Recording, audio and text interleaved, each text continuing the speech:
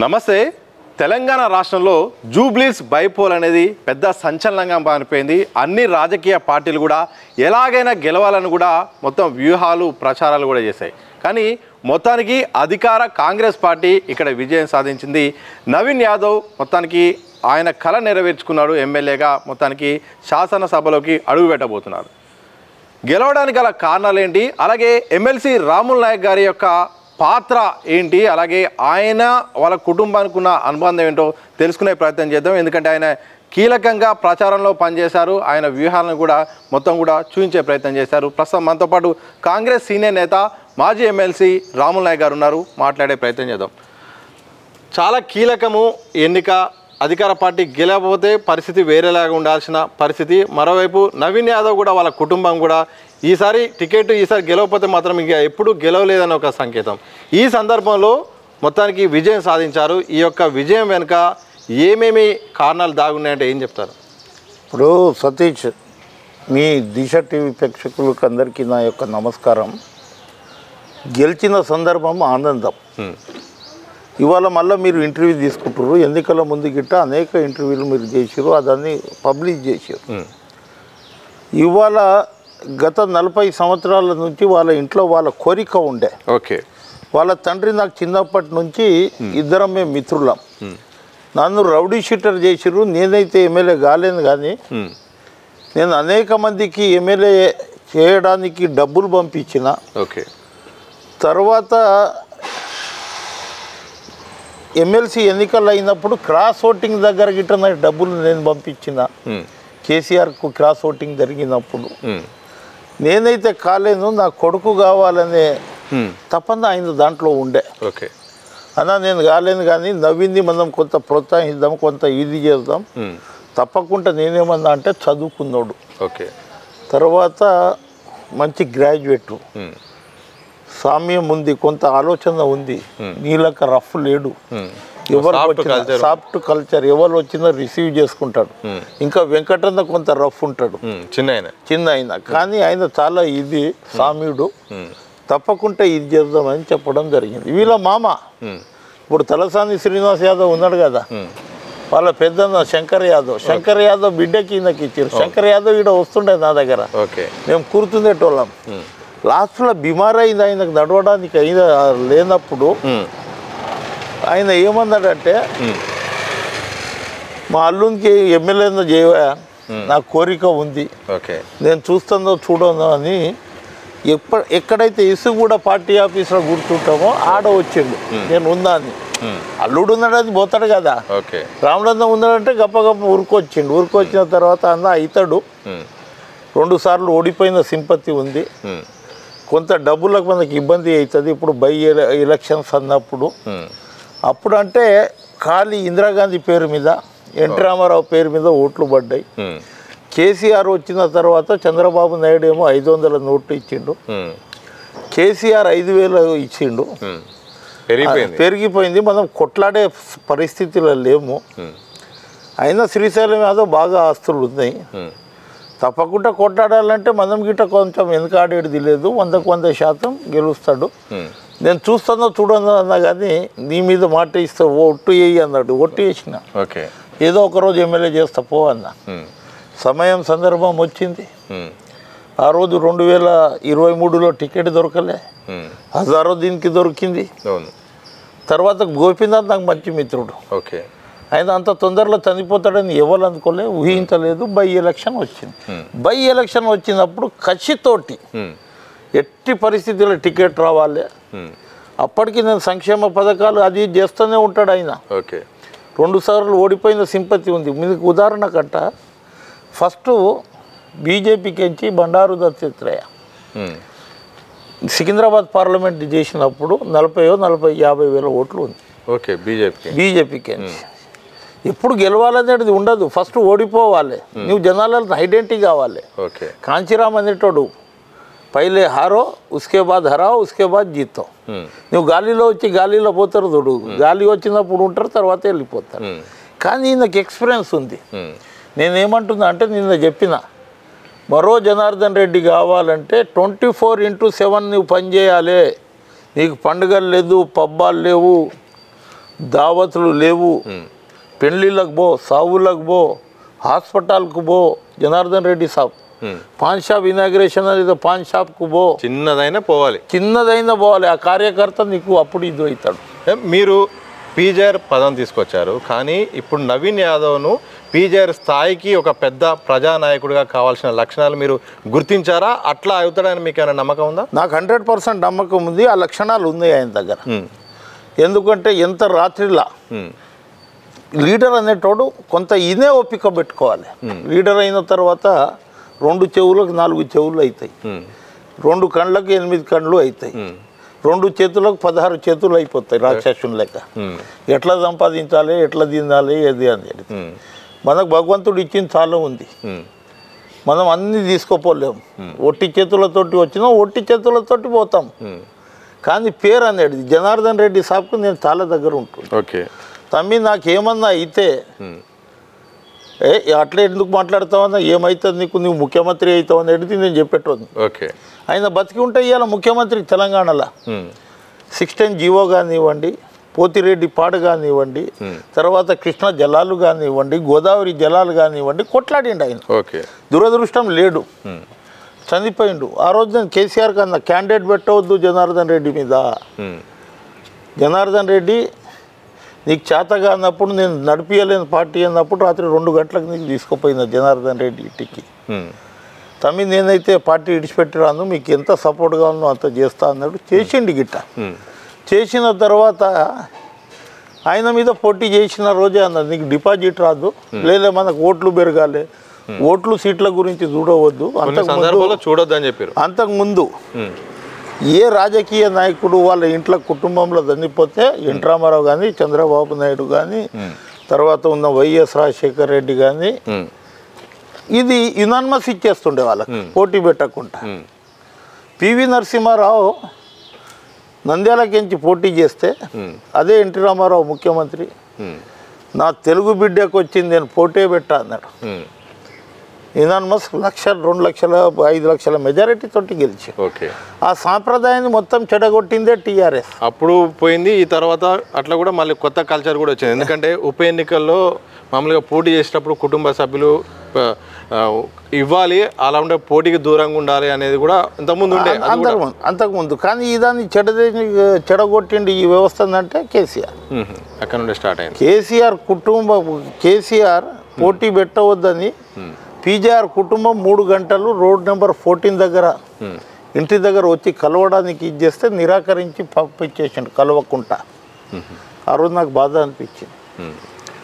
ఏంది ఇది, ఇటువంటి పరిస్థితుల్లో ఎట్లా ఉంటుంది అనే ఉద్దేశంతో మీరు ఏం ధైర్యపడవద్దు, 100% మీరు గెలుస్తున్నారు, మీ ఎంబడి ప్రజలు ఉన్నారు, జనార్దన్ రెడ్డి సార్ పేరు ఉందని ఇట్లా వద్దమ్మా నువ్వు వెళ్ళిపో, ఈయనతోటి ఏం చేస్తావు, నువ్వు వెళ్ళిపో, ఈతోటి జనాలు ఉన్నారని చెప్పి ఆ రోజు విష్ణువర్ధన్ రెడ్డి గెలిచింది. ఓకే ఆయన కంటిన్యూగా ఉంటే ఇవాళ ఆయననే ఎమ్మెల్యే అక్కడ ఉంటే గెలవని ఓడని జనార్దన్ రెడ్డి లేకుండేనా? ఓకే ఓడిపోయినా ఉన్నాడు, గెలిచినా ఉన్నాడు, ఇందిరాగాంధీ ఉన్నాడు, సస్పెండ్ చేసినా ఉన్నాడు, కానీ పార్టీని ఇడవలే. నేనేమంటున్నా అంటే ఎవరైనా కార్యకర్తలు కాంగ్రెస్ పార్టీలో దేర్ హై అందేర్ నై హై అంటే కొంత ఆలస్యం ఉంటుంది, కానీ ఎక్కడో ఒక జాగాలో ఇది అవుతుంది. ఇప్పుడు అనిల్కి ఎవరన్నా రాజ్యసభ అనుకుందామా? ఆయన పనిచేసిన పాపం ముఖ్యమంత్రి దలుచుకుండు, అనిల్ యాదవ్ ఇదైండు. ఈ విధంగా పార్టీలో కొంత ఇది ఉంటుంది. కానీ నేను ఇప్పుడు చెప్పేది అంటే ఎలక్షన్ గెలిచినా మన బాధ్యత పెరిగింది. నిన్న చెప్పిన మన బాధ్యత పెరిగింది. 24/7 24 గంటలు 7 రోజులు కంటిన్యూ పని చేయాలి. టైం కూడా చాలా తక్కువ ఉంది, చాలా తక్కువ ఉంది. 3 సంవత్సరాలలో ఎన్నికలు అవుతుంది, 1 ఇయర్ బిఫోరే ఇది అవుతుంది. ఈ మధ్యలో నీకు జిహెచ్ఎంసీ ఎన్నికలు వస్తాయి, అటుపోతుంది. తర్వాత నువ్వు ఒక్క నిమిషం గిట్ట వెస్ట్ చేయకుండా ప్రతిదీ ముఖ్యమంత్రి దృష్టికి తీసుకుపోయి, ఇప్పుడు ఇంకోటి ఆయన కలిసి వచ్చే అంశం ఏంటంటే ఇంకో సంవత్సరంలో ఏదో సెఫిలింగ్ అవుతుంది కదా. అయినప్పుడు ఏమవుతుంది అంటే సామాజిక వర్గం హైదరాబాద్ జిల్లాలో యాదవులు చాలా పవర్ఫుల్. ఒక యాదవ్ ఎమ్మెల్యే లేడు అనుకుందాం. ఇప్పుడు అజారుద్దీన్ ఓడిపోయిందని తీసుకొచ్చి మంత్రి పదవి చేసాం. అటువంటి అవకాశం వస్తే నా మిత్రుడు శ్రీహరి అన్న ఏది ముదిరాజులకు ఎవరు లేరు, ముదిరాజులకు మేము మంత్రి ఇస్తామని మంత్రి అయింది. అటువంటిది మంచి రోజులు వస్తాయేమో అని నేను అనుకుంటున్నా, రావచ్చు. అందు గురించే నువ్వు ముఖ్యమంత్రి దగ్గర మొత్తం మనకు ఎవరి గ్రూప్ కాదు, మనం అందరి గ్రూపులు. కాంగ్రెస్లో ఒకరికి మాట్లాడితే ఒకరికి కోపం వస్తుంది, అట్లా కాకుండా మనం అందరు నీకు ఆ రోజు పని చేసిర్రు, మంత్రులు చేసిర్రు. ఇప్పుడు ఎర్రగడ్డకు జూపుల్లి, తర్వాత దామన్న, మేము దామన్న అంటాం, దామోదర్ రాజనరసింహ అన్నాం, ఎందుకంటే మాకు అంత సంబంధాలు ఉన్నాయి. మా నారాయణ ఖేడ్ వాళ్ళది ఏమో ఆందోళన. సార్ సందర్భం వచ్చినట్టు ఒక విషయం చెప్తాను. ఎర్రగడ్డకు మీరు బాధ్యత మీకు ఇచ్చారు, అలాగే అక్కడ గెలుపు బాధ్యత ఇచ్చారు, మీరు కూడా చాలా తిప్పలు పడ్డారు, అక్కడ పార్టీని కూడా మోహరించారు. కానీ ఎర్రగడ్డ విషయంలో ఎక్కువగా కూడా ఓటు రావడానికి మీరు ప్రయత్నిస్తే బీఆర్ఎస్ నుండి కూడా ఇటు ఓట్లు తక్కువ రావాలి, ఎట్టి పరిస్థితుల్లో బీఆర్ఎస్ పెరగాలని ఒక చర్చ జరిగిందంటే తెలిసింది. మీకున్న సమాచారం ఏంటి, బీఆర్ఎస్ ఎందుకు ఆ అంశాన్ని తీసుకొచ్చింది? ఇప్పుడు వాళ్ళకి నేను కౌంటర్ ఇస్తున్నా బాగా. ఆ కౌంటర్ని ఇది చేయాలంటే రాములు నాయక్ని ఇక్కడ ఇది చేయాలనేది హరీష్ రావే. మీ దగ్గర సాక్ష్యం ఉంది? సాక్ష్యం ఉంది, నేను ఇప్పుడు మీకు వీడియో చూపెడతాను. ఆయన ఎవరితోటి మన ఆందోళ్ ఎక్స్ఎమ్మెల్యే క్రాంతి కిరణ్ తోటి మాట్లాడుతూ, అది ఇటీవల ఒకసారి చూపెట్టాయా, ఒకసారి చూపెట్టు. ఇక్కడ మోస్ట్ ఫోన్ చేస్తుంటే చాలా మంది ఇక్కడనే ఉన్నట్టు చెప్తున్నా, బయట ఉన్న ఓట్లు ఇంకా ఒక ఐడెంటిఫై చేయాలి. మన మెదక్ జిల్లా ఇద్దరు పోతుంది, ఎర్రగడ్డలో ఇట్లా మంచి వీడు రాకపోతే మెదక్ జిల్లా వాళ్ళందరూ ఉంది, వీడు చేయలేదంటే నా ఇజ్జత్ పోతుంది, నీరు పోతుంది. దాదాపు 4,000 ఓట్లకు 3,000 చిల్లర దాకా మాకు అడ్రస్ దొరికాయి, ఫోన్ నంబర్లు దొరికాయి మాకు. పాయింట్ ఏంటంటే మీకు 4,000 3,000 వచ్చినాయి, ఇంకో 900 అసలే దొరకలేదు కదా. అడ్రస్ ఉందా? మనుషులు దొరుకుతారు, అడ్రస్ ఉంది. మనుషులు 900కి దొరకలేదు, ఆ అడ్రస్ కు పోయి అడ్రస్ లో మనుషులు లేరు. ఆ 900 ఏవైతే మీకు దొరకలేదో ఆ లిస్ట్ సపరేట్ చేసి కృష్ణకి చేయగలరు. ఆ 900 ఆ ఓటర్ లిస్ట్ లోనే పిక్ చేసి అన్నకి ఇచ్చేస్తాను. సపరేట్ ఇంకో ఓటర్ లిస్ట్ తీసుకో, సపరేట్ ఇంకో ఓటర్ లిస్ట్ తీసుకో. దొరకని ఓటర్ నాట్ ఐడెంటిఫైడ్ ఎన్ఐ అని పిక్ చేసి ఎన్ఐ రాసి అన్నకి ఇచ్చేస్తే అన్న ఏంటి ముస్లిం అనుకో ముస్లిం వాళ్ళని తోలుతాడు, హిందూ అనుకో హిందూ వాళ్ళని తోలుతాడు, మేల్ అనుకో మేల్ తోలుతాడు, ఫిమేల్ అనుకో ఫిమేల్ తోలుతాడు. You identify in voter list N I రాసి చేయండి. చూసినావు కదా, ఎందుకు మెదక్ నేతలందరూ కూడా ఎర్రగడ్డలో వేయడానికి గల కారణం ఏంటి అంటే నేను టీఆర్ఎస్ కించి వచ్చినాను, వాళ్ళకు వాళ్ళు చేస్తున్న అవినీతిని ఇది చేసుకుంటూ వచ్చినాను. వాళ్ళకు అప్పటి నుంచే నా మీద ఉంది. హరీష్ రావుకి ఇంకెందుకు ఎక్కువ ఉన్నదంటే నేను నారాయణ ఖేడు, కేసీఆర్ దగ్గర బాగుంటాడు, నేను ఒక్కనే మంత్రి ఉండాలి ఈ జిల్లాకించి, ఇంకోటి మంత్రి ఉండవద్దు, ఇంకోటి ఎదగవద్దు అనే ఉద్దేశంతో ఆయన చేసిండు. నారాయణ ఖేడ్ బై ఎలక్షన్ వస్తే నేను భూపాల్ రెడ్డికి పనిచేస్తే మామ గెలిచిన తర్వాత అందరూ పోతాం కదా, సీఎం దగ్గర నన్ను దొరకపోలే. మామ ఈ రాములు నాయక్ చేయలేదు, క్రాస్ ఓటింగ్ చేసిండు, లేకుంటే ఇంకో 50,000 పెరుగుతుండే అన్నాడు. ఒక్కసారి కాదు, ఏంటంటే 100 సార్లు పచ్చి అబద్ధాలు చెప్పినా అది ఒకరోజు నిజంకు దారి తీస్తుంది. అట్లా అప్పటి నుంచి ఆయనకు నా మీద బాగుంది, సబ్జెక్ట్ ఉంది, మాట్లాడతాడు. ట్రైబల్లలో ఒక పెద్ద నాయకుడు, ఆయన వెంబడి జాతి ఉంది, వాళ్ళ సామాజిక వర్గం ఉంది అనేది ఆయనకు బాగా తెలుసు. ఈ కేటీఆర్కి తీసుకొచ్చింది నేనే కదా, అమెరికాకి నుంచి రప్పించింది నేనే కదా 2004-05లో. ఈయన ఎక్కడ ఉండే తీసుకుంది. ఆ రోజు ఢిల్లీలో ఒక రాష్ట్ర కార్యవర్గంది పేరు రాయమన్నారు. పేరు రాస్తే నేను 3 రోజులు కూర్చున్నా, ఎవరి పేరు చెప్పలే. అందులో ఎస్సీ ఎస్టీ బీసీ మైనారిటీలకు 51% పదవులు ఇవ్వాలని వాళ్ళ బైలాలు రాపించిన. వీళ్ళంతా రెడ్ల పేరు చెప్తే నేనన్నా రాయి ఒక పేరు, అరే నువ్వు చెప్తలేవు అని హరీష్ రావు అడిగాడు. రాయి మళ్ళీ పేరు అన్న, ఎవరి పేరు అన్నాడు, నీ బామ్మది అప్పుడు కేటీఆర్ కాదు ఇది, తారక రామారావు అని రాయి అన్న. ఏ తారక రామారావు అన్నాడు, మీ బామ్మర్ది తారక రామారావు. ఇంత దొడ్డు ముఖం అయింది. అప్పుడు సుదర్శన్ రావు, అప్పుడు నుంచే మొదలైంది. అప్పుడు సుదర్శన్ రావు అక్కడ ఉన్నాడు, రైమాన్ ఉన్నాడు. వీళ్ళిద్దరు పోయి శోభోజ్ఞమకు చెప్పారు, రాములు నాయక్ బాగా కొట్లాడుతుండు అని చెప్పారు. అరే కొడుకు నా కొడుకురా, పెద్ద కొడుకు ఆడ అని చెప్పింది. తర్వాత పెద్ద ఆయనతోటి రాత్రిలో కిరికిరి చేసింది. ఎవరైనా కొడుకే కదా రావాలని ఉంటుంది కదా, అల్లునికి ఉండదు కదా.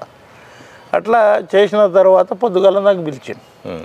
నేను పోలే రాత్రిలో నేను పోలే, ఎందుకంటే 2-3 అటు రైమాన్ వచ్చి నాకు అరే చల్ల సార్ పిలుస్తాం పావే అంటాడు. అరే నేను అన్న పోరా నేను రాని, ఇప్పుడు నైట్ అయిపోయింది, ఇంత షర్బత్ తీసుకున్నాను నేను, ఇప్పుడు వచ్చే అవసరం లేదు. అరే ఆడు షర్బత్ తీసుకుంటారు రాడు నాకే ఇన్నాడు రాడు అని చెప్పిండు. చెప్పిన తర్వాత పొద్దుగాల పోయినాం. పొద్దుగాల పోతే ఏం తమ్మి నా కొడుకుకి నేను ఎప్పుడు తీసుకురావాలన్నా నాకు తెలియదా అన్నాడు. లేదన్నా తీసుకురావాలి, నీవేమో ఎవరికి జనాలకు గలవు, హరీష్ రావు ప్రజల దగ్గర ఉంటున్నారు, గమనిస్తున్నాను నేను, తర్వాత చేయి దాటిన తర్వాత నీకు తీసుకొచ్చే లాభం ఏంది అని చెప్తే వదినేమకు చెప్పు. ఇగో అన్న ఇగో నేను ఎందుకు చెప్పినా, ఇగో ఈ లిస్టు చూడన్నా. ఆ లిస్టు చూస్తే మొత్తం వేరేళ్ళ పేర్లు ఉన్నాయి. ఇట్లా చూసి రప్ప చింపేసి ఆ రోజు నుంచి ఇంకా కోపం. ఓకే, అట్లా హరీష్ రావుకి ఏముందంటే రాములు నాయక్ ఆడ లీడ్ రా వద్దు ఎర్రగడ్డకు అని నా మీద ఎవరెవరిని పెట్టిండు. క్రాంతి కిరణ్, తర్వాత పద్మ దేవేందర్ రెడ్డి, తర్వాత నర్సాపూర్ ఎమ్మెల్యే ఎవరు మన సునీత లక్ష్మారెడ్డి, సబితా ఇంద్రారెడ్డి, మా ఎక్స్ సత్యవతి రాఠోడ్ మాజీ మంత్రి, చిన్నలు పెద్దలు రకరకాల ఒక 5,000 మందిని పెట్టారు నా గురించి. నేనన్నా నేను ఈసారి పోయినసారి హజారుద్దీన్కు 2-3 వేలు మైనస్ ఉండే, ఈసారి 2,000 ప్లస్ చేస్తా అన్న. మైనస్ని పోయి ప్లస్ చేయకపోతే రాములు నాయక్ కాదు. నా ఆరోగ్యం బాగలేకున్నా, నాకు లంగ్స్ ఇన్ఫెక్షన్ అయినా 2-3 రోజులు నేను హాస్పిటల్లో 5 రోజులు ఉన్నా.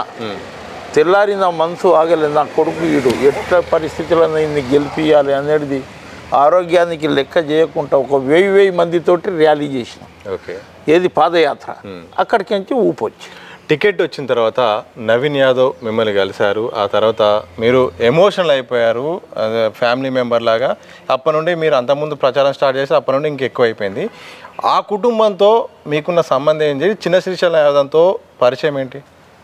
ఆ రోజు అవి అన్ని చెరువుల ఇసుగూడ చెరువు, కృష్ణకాంత్ పార్క్ ఒక చెరువు, అక్కడ అన్ని తాటి చెట్లు.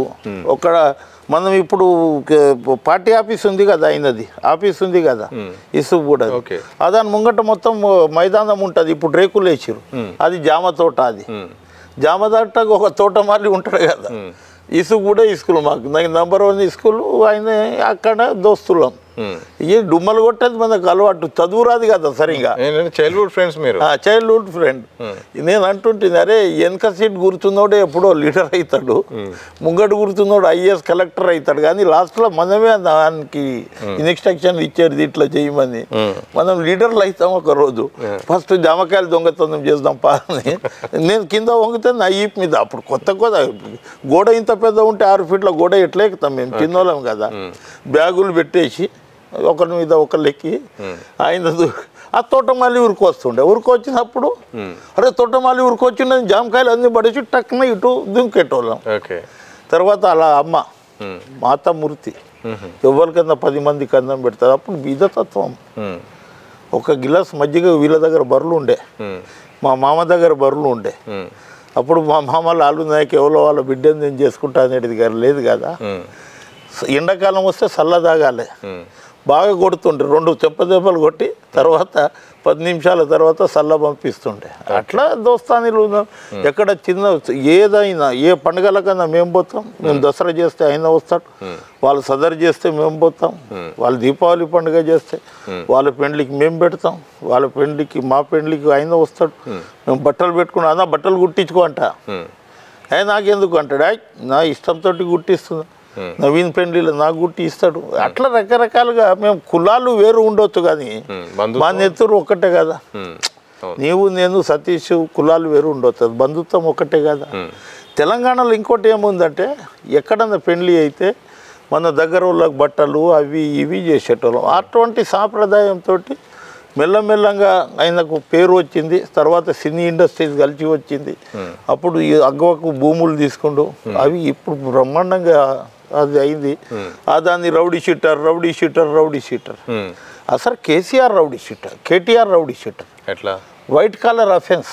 ఓకే. కాళేశ్వరం నుంచి కార్ రేస్ వరకు ఎవరు అవినీతి చేసిండు?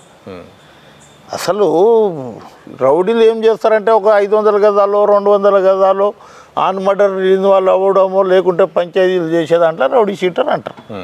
రౌడీ షీటర్లు 10 రకాలు ఉంటాయి.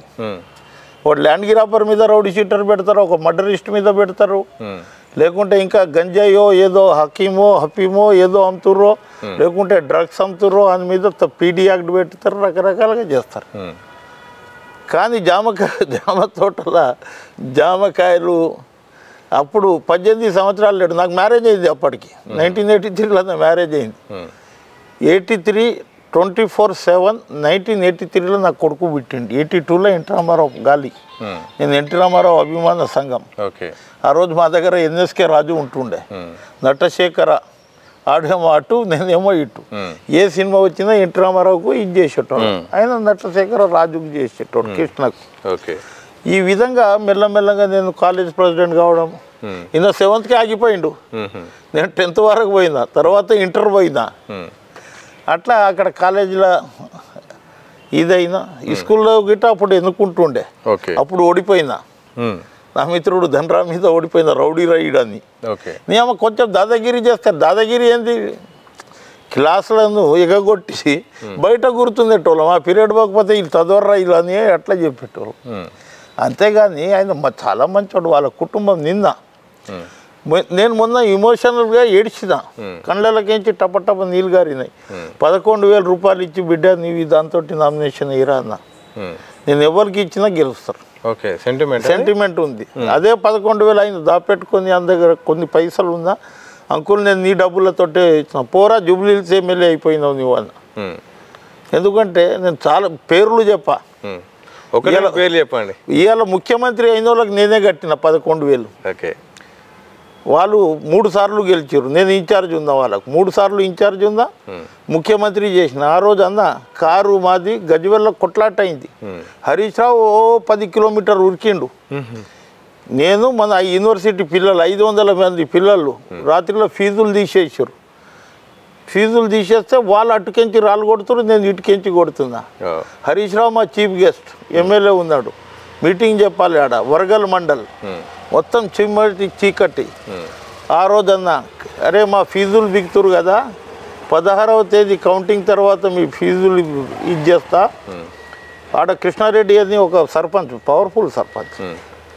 అక్కడ గజ్వెల్ క్యాండిడేట్ గిట్ట టీడీపీ పవర్ఫుల్, ఒంటరి ప్రతాప్ రెడ్డి. ఆ రోజు చెప్పిన కారు మాది, సర్కారు మాది, సెక్రటరియేట్ మాది, గజ్వెల్ మాది, గవర్నమెంట్ మాది అన్న. నాకు సెంటిమెంట్ ఉంది. గజ్వెల్లో ఎవరైతే గెలుస్తారో ఆ గవర్నమెంట్ వస్తుంది. అట్లా గీతారెడ్డమ్మ 2 సార్లు గెలిచింది, 2004 2009లో గెలిచింది. 10 సంవత్సరాలు కంటిన్యూ ఉంది ఆమె మంత్రి. గజ్వెల్ గెలిచినోడు పవర్లో ఉంటాడు. నేను అనుకున్నా ఈయన దళితుడిని ముఖ్యమంత్రి అయితే చేయడు కానీ ఈయన ముఖ్యమంత్రి అవుతాడు. ఉదాహరణకు నేను ఎందుకు చెప్తున్నాం, ఒక రోజు వీళ్ళతోటి ఇంటర్వ్యూ తీసుకుందాం. ఇది ఒక రోజంతా పడుతుంది. ఒక సినిమా తీద్దాం అనుకుంటున్నా, ఒక 100 కోట్లు వస్తే ట్రై చేస్తున్నా. నా ప్లాట్లు ఉన్నాయి, ఒక 55 కోట్లు వచ్చిన సినిమా తీస్తా. ఇలా చరిత్ర తీస్తాను నేను. తప్పకుండా తీస్తా. తెలంగాణ ఆఫీస్కు 1200 మంది వాళ్ళు ఓనర్లు, చనిపోయిన వాళ్ళు, బలిదానం చేసిన వాళ్ళు. తెలంగాణ గురించి కొట్లాడి ఇవాళ రోడ్డు మీద తిండికి సరిగ్గా లేక నాన్న ఇబ్బంది పడుతున్న 4-5 వేల మంది ఉద్యమకారులం మేము ఉన్నాం. తప్పకుండా పార్టీ ఆఫీస్కి మేమే ఓనర్లం. మొన్న మా చంద్రశేఖరరావు ఎక్స్ మినిస్టర్ గిట్ట మేమే ఈ పార్టీ ఆఫీసులకు ఓనర్లు అన్నాం. అంతకుముందు ఈటల రాజేందర్ ఈ జెండాకి మేమే ఓనర్లు అన్నాం. ఎవరైతే ఓనర్ అంటాడో తెల్లారే తీసేస్తారు వాళ్ళు. ఈసారి పక్కడబందీగా పార్టీ ఆఫీస్ని తీసుకుంటాం. అక్కడ ఏదైతే కింద హాల్ ఉందో వాళ్ళు మీటింగ్ ఏదైతే పెడతారో దానికి ఎవరైతే చనిపోయిన 1200 మంది చరిత్ర ఒక లైబ్రరీ రూపంగా ఇచ్చేసి దానికి ఇచ్చేయాలనే ఉద్దేశంతో ఇది చేస్తున్నాం. ఇప్పుడే చేస్తే ఏమవుతుందంటే మొన్ననే గెలిచిండు చూడు రాములు నాయక్ దాదాగిరి చేస్తుండు మా మీద అని చెప్తారు. అందులో జీవోస్ ఉన్నాయి, అనేక రకాలుగా ఇది ఉంది. తప్పకుండా నేను దాని మీద పడతాను. సెంటిమెంట్ అనే పదం మీరు ఇంతకుముందు వాడారు. అయితే ఈ యొక్క బైపోల్ విషయంలో మాత్రం సెంటిమెంట్ వర్సెస్ రౌడీయిజం అన్నట్టుగా ఒక ప్రచారం బీఆర్ఎస్ చేసింది. ఓవరాల్గా అంటే ఈ బైపోల్ అంటే సాధారణంగా జరగాల్సిన సందర్భాన్ని ప్రతిష్టాత్మకంగా అయిపోయింది. ఆఖరికి ఎట్లా అయిపోయిందంటే ప్రతిపక్షం వర్సెస్ ప్రభుత్వం, రేవంత్ రెడ్డి వర్సెస్ కేటీఆర్ అన్నట్టుగా సాగింది. మొత్తం రెఫరెండం దగ్గర దాకా వెళ్ళిపోయింది. ఈ ఓవరాల్గా మీరు ఎట్లా గమనించారు? అసలు ఎన్నిక ఎట్లా జరగాల్సిన అవసరం ఉండే, ఎట్లా జరిగింది? ఈ ఎన్నిక జూబ్లీహిల్స్ ఎన్నికలు కావు. ఈ ఎన్నిక మొత్తం ప్రపంచంలో బెట్టింగ్ అయింది.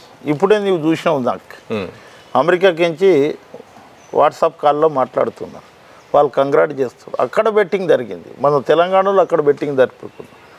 మొత్తం ఆంధ్రప్రదేశ్లో బెట్టింగ్ జరిగింది, తెలంగాణలో బెట్టింగ్ జరిగింది.